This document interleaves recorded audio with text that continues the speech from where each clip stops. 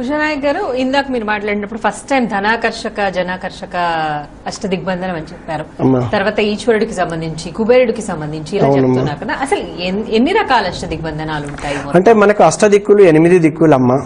అష్టదిక్కులలో అష్టైశ్వర్యాలు ఉంటాయమ్మా. అయితే ఇక్కడ మనకు ఎట్లా తూర్పు దిక్కు ఉన్నదమ్మా. తూర్పు దిక్కుకి అధిపతి ఇంద్రుడు. ఈయన వాస్తవానికి కీర్తి ప్రతిష్టలు, పేరు ప్రతిష్టలు, మనకు పీస్ ని ఇచ్చేవాడమ్మ. అక్కడ ఆయన స్థానం నుంచి దోషాలు అనేకమమ్మ. అంటే చాలా మంది తెలియక ఇంద్రస్థానంలో స్టేర్ కేస్ కానీ మెట్లు అక్కడి వరకు రావడం వల్ల కూడా అక్కడి నుంచి రావాల్సిన శుభ ఫలితాలు రావు. అంటే అందుకని ఇంద్రుడి స్థానం నుంచి ఎప్పుడైతే దోషాలు ఉంటాయో అమ్మ, అక్కడి నుంచి మనకు నెగటివ్ ఫలితాలు వస్తాయి. నెగటివ్ ఫలితాలు ఎవరిస్తారు అంటే అక్కడ తూర్పులో భైరవుడు అని ఒక అధిష్టాన దేవత ఉంటుండమ్మా. వాస్తవానికి ఇంద్రస్థానంలో నవగ్రహాల ప్రకారం శుక్రుడు ఉంటాడు అక్కడ, కానీ నిజమైన ఎవరికి కనపడిన ఒక శక్తి భైరవుడు ఇంద్రస్థానంలో ఉంటాడమ్మా. ఇంద్రస్థానంలో ఎవరైనా తప్పులు చేశారా అంటే ఆ భైరవుడు క్షమించడు. అందుకేనమ్మా మనం చాలా లోతుగా పరిశీలించాల్సి ఉంటుంది ఆ సమస్యని పరిష్కారం చేయాలి అంటే. అందుకేనమ్మా ఈ సృష్టిలో అన్నిటికంటే కూడా ప్రార్థన బలం చాలా గొప్పదమ్మా. చూడండి అమ్మా, పెద్ద అంటే చాలా బాగా డెవలప్ అయిన కంట్రీలు కూడా భగవంతుని నమ్ముతున్నారు, భగవంతుని టైం తీసుకుని ప్రార్థన చేస్తున్నారు. అంతే కదమ్మా.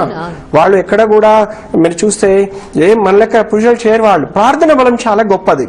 ఇక్కడ కూడా ప్రార్థన బలం, గృహదేవత ప్రార్థన చాలా మా దగ్గర అంటే గృహదేవత ప్రార్థన ఫస్ట్ ఉంటుంది, సంకల్పం ఉంటుంది, వాస్తు శాంతి ఉంటుంది, అష్టదిక్పాలకుల శాంతి చేస్తాము. అందుకే ఆ దోషాన్ని అష్టదిగ్బాధనతో ఆ దిక్కుని, ఇప్పుడు అష్టదిక్కుల నుంచి ఎక్కడ నుంచి అయితే మనకు దారిద్ర్యం వస్తుందో, దారిద్ర్యం అంటే ఏదైనా రావచ్చమ్మా.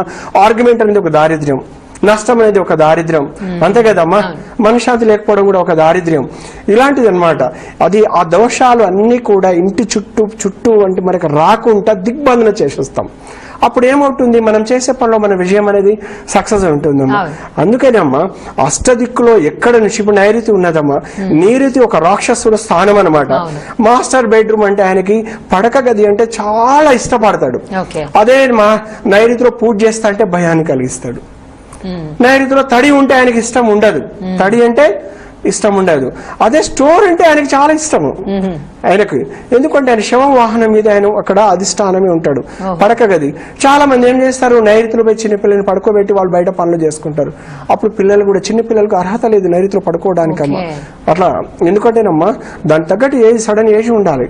12 years లోపు పిల్లల్ని ఒంటరిగా నేను నైరుతిలో బెడ్రూమ్ లో మీరు పడకేయొద్దని చెప్తుంటాను. పేరెంట్స్ సంరక్షణలో తప్పులేదు, వాళ్ళ సంరక్షణలో తప్పులేదు. అందుకేనమ్మా ఎవరి స్థానం వాళ్ళని పర్ఫెక్ట్ గా ఉన్నప్పుడు వాస్తు కూడా బాగుంటుంది. అందుకని డిజైన్ చేసుకునేటప్పుడు వాస్తు బాగా తెలిసిన వాళ్ళతో డిజైన్ చేసుకొని మొదటే మనం ఏదైనా ఒక విల్లా కట్టాలంటే, ఒక డూప్లెక్స్ కట్టాలంటేనమ్మా కనీసం 1 కోటి నుంచి 2-3 కోట్ల రూపాయలు ఖర్చు అవుతుంది. అప్పుడు అలాంటి గురువుని ఇన్వైట్ చేసి అష్టదిగ్బంధన మొదటే చేయించుకుంటే, అష్టదిక్కులలో మేము చేస్తాం, ఇక వాళ్ళకు ఒక 100 years ఎలాంటి ప్రాబ్లమ్స్ లేదమ్మా. అంటే వాస్తు పీడించదు, వాస్తు దోషాలు పీడించదమ్మా.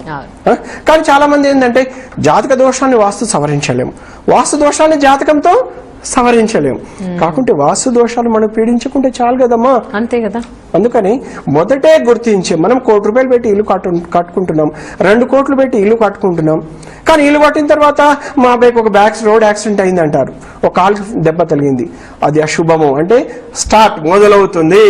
అప్పుడే ఇన్వైట్ చేసి, గురువుగారు మా అబ్బాయికి చిన్న ఇన్సిడెంట్ జరిగింది, ఎందుకు జరుగుతుంది ఇవాళ అంటే అమ్మా వాహనాలు బాగా పెరిగినాయి, కానీ నడపడం సరిగా రాకుంటే, ఒక్క సెకండ్ అమ్మ, నడపడం సరిగా అంటే అర్హత లేని వాళ్ళు బైక్ ఇచ్చినప్పుడు పడితే అది వాస్తు దోషం కాదు.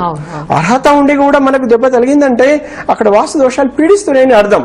వెంటనే పేరెంట్స్ గుర్తించి వాస్తుని మాలాంటి వాళ్ళ చేత చూయించుకొని అష్టదిగ్బంధన సరి చేసుకుంటే మళ్ళీ అలాంటి జరగకుండా బాగుంటుంది కదమ్మా.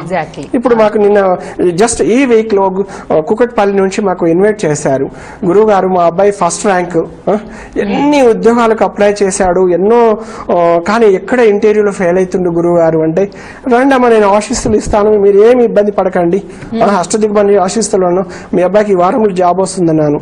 కానీ కారణం షిరిడి సాయిబాబాదమ్మ. నేను బాబా అనుగ్రహంతో బాబా నాతో మాట్లాడిస్తాడు, ఆయనకి ఉద్యోగ ప్రాప్తి రస్తు అని దీవించాను.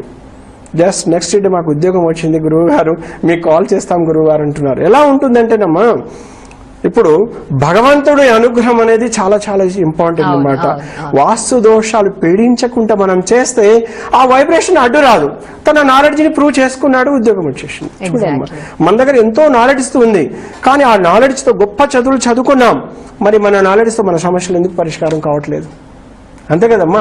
ఇప్పుడు మనకంటే పెద్ద గొప్ప గొప్ప చదువుకున్న వాళ్ళు, విద్యావేత్తలు ఉన్నారు, సాహితీవేత్తలు ఉన్నారు, కానీ సమస్యలు ఉన్నప్పుడు పరిష్కారం కాలేకపోతున్నాయి అంటే వాస్తు కూడా ఒక కారణం అంటాను నేను 100 కారణాలు అనట్లేదు, ఒక కారణం ఉంటుంది.